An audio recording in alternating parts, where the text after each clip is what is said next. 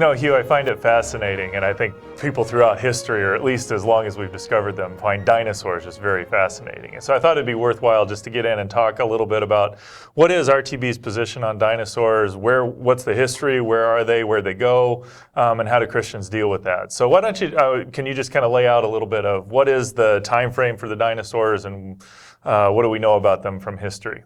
Well, as every grade school child knows, there are three different generations of dinosaurs. You got the Triassic, the Jurassic, and the Cretaceous. Only one of them has a movie made out of them, though, unfortunately. That's true. The Triassics come first, and they show up around 230 million years ago and persist for about 40, 50 million years. Then they're driven to extinction. So they're wiped out and a whole new class of dinosaurs? A whole new class shows up. Okay. And we have decent understanding as to what wiped them out. Okay. That there were asteroids and comets that were colliding with the Earth that first wiped out the Triassic dinosaurs, and very quickly they were replaced by the Jurassic dinosaurs. And I say very quickly, within 10,000 years. Okay. And so is this same scenario, I presume, is played out between the Jurassic and the third period, correct? Where there's a Yes. cometary impact or some sort of impact? So the Jurassics get wiped out, and then you have the final one, the Cretaceous, where you got T-Rex causing havoc. Okay, so even though you got T-Rex in the third one, Jurassic Park is the middle one, there's a little bit of a... That's why I had a problem with the movie. With the movie because of that, all right. They called it Jurassic Park, but then they had a Cretaceous dinosaurs that were dominating the whole film sequence. Now, are these dinosaurs in the three different epochs, are they very distinct, or they all kind of look similar but clearly different creatures, or are they just completely different body plans, or what's the major differences between them? Well, they're all large, they're all reptiles. So they got 4 feet. I mean, they look roughly the same, but in terms of the details, they're dramatically different. In other words, the Jurassic dinosaurs look completely different except for body size from the Triassic dinosaurs, and likewise the Cretaceous are very different from the Jurassic dinosaurs. Okay. The other thing we observe is in each of these three periods, which are lasting about 50 million years each, we see no change.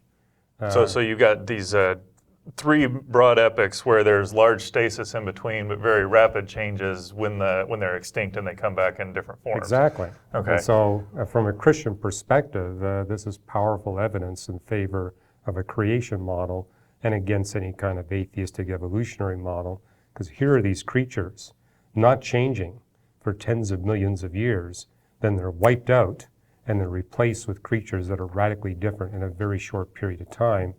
In the case of the Jurassic dinosaurs, we know they appeared within 10,000 years after the extinction of the Triassic dinosaurs. Well, from a geological perspective, that's very rapid. That's very rapid, far too rapid to support any evolutionary explanation for their appearance. Okay, and so we've got at roughly 65 million years ago, we've got this large impact probably down in the Yucatan Peninsula that wiped out all the dinosaurs, and they just haven't appeared since.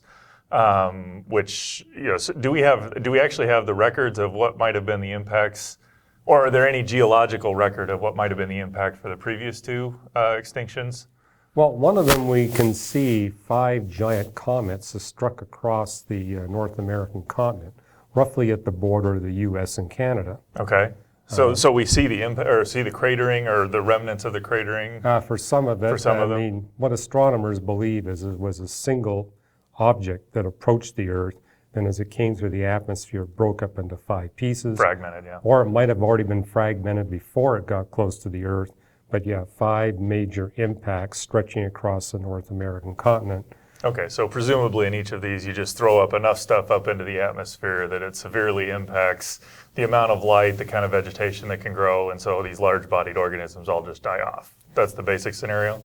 Well, they have a hard time breathing because this throws up so much dust. These are large creatures, so it negatively impacts their lungs, but also wipes out their food supply, because you get what's called a winter effect, where there's so much dust in the atmosphere for so many years, it dramatically drops the photosynthetic activity on the continental land masses, and the creatures basically starve to death. Right. Although in the more dramatic scenarios, they would actually choke to death from the dust literally within seconds.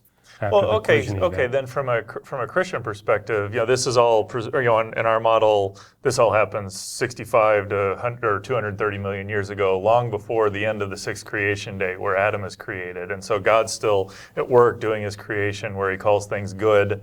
Why are these dinosaurs? Why were they here? I mean, why would God do this? It seems that's a pretty not a pleasant way to die from asphyxiation or starvation. Why are these creatures on the earth, and what good? I mean, why would God do that? Well, Jeff, I think you've identified where they fit in the biblical chronology. It's creation day 5. So somewhere there in creation day 5, we have these 3 different generations of dinosaurs. As to why God would create them and then wholesale remove them and replace them with very different dinosaurs, that theme is taken up in Psalm 104. Starting in verse 25, it makes the point that it's a property of all life to die off. But when they go extinct, God recreates and renews the face of the earth. And as astronomers, we realize that the solar system and the earth do not present us with a constant environment. The sun is getting progressively brighter as it continues to fuse hydrogen into helium, and the earth is rotating progressively more and more slowly as it tidally interacts with both the sun and the moon. The radiometric heat from the interior of the earth is declining at a significant rate, and therefore life that's appropriate at epoch A will not be appropriate at epoch B. So are you saying the conditions in the dinosaur epoch are significantly different than other epochs? That's kind of that's the range where these large body organisms could appear, and in some sense they're uniquely suited to be able to be around in this time. Well, what you see in Psalm 104 again is that God creates life on earth so it has the maximum biomass, maximum biodiversity. But because the sun is changing, the earth is changing, the moon is changing, in order to get that maximum biomass and biodiversity, you need different species of life at different times. Moreover, life can only tolerate about a 2% change in the brightness of the sun. And so as the sun is getting progressively brighter and brighter, God creates life to compensate for the increasing brightness of the sun. Yeah, no, okay, so I get all that, that there's this progressive change of how the Earth is, but this is kind of just a unique set of organisms. Why is it that they only existed for roughly 150 million years, or I guess it's closer to 180, somewhere 160, 180 million years? Why aren't there these large body organisms now? Was there something kind of unique about the environment that allowed them to exist there as opposed to today? Yes, I mean, where we find these dinosaur fossils is on parts of North and South America, China, other parts of Asia. Are they spread throughout the globe or just in certain parts of the globe? Oh, really? We find them in certain parts of the globe.